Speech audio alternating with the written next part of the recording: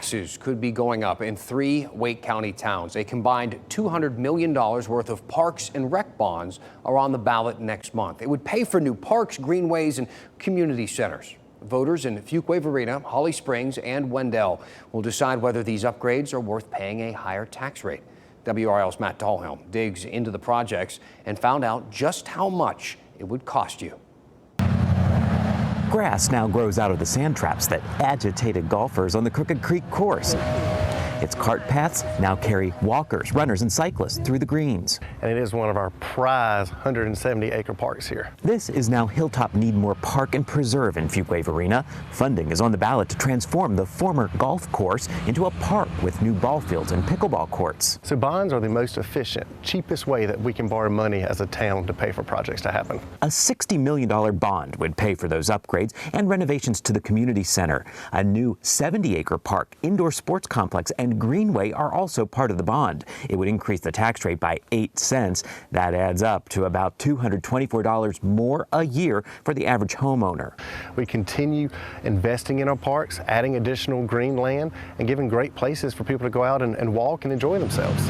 It's getting harder to enjoy parks programs in Holly Springs. Our youth sports leagues are really maxing out in terms of the number of teams that we can put in because we don't have the facilities to be able to manage.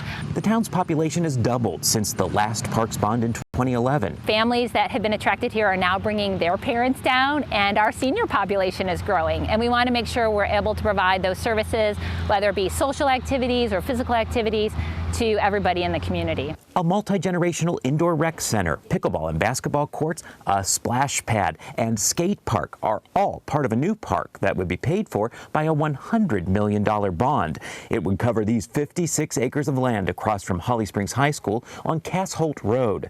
The bond would also pay for new outdoor basketball courts and dugout renovations at Womble Park and upgrades to Sugg Farm Park and the Cultural Center Theater.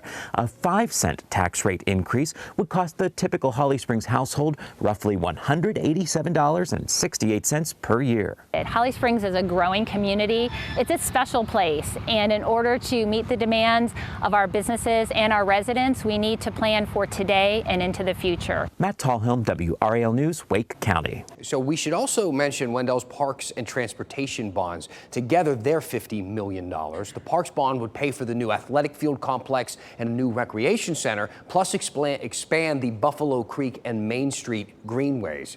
The tax rate increase would cost the typical homeowner about $165 more a year. Voters in all 3 towns will decide on these bonds in just 2 weeks. Election day is Tuesday, November 7th. Now, if you do want to cast your vote before that, several early voting locations open tomorrow in Wake County. The Avery Street Rec Center, the Herbert Young Community Center, and the John Brown Community Center. It's not just the bond money here. There's also races for city council members, mayors, and more. A lot to learn about. You can find a sample ballot on the Wake County Board of Elections website.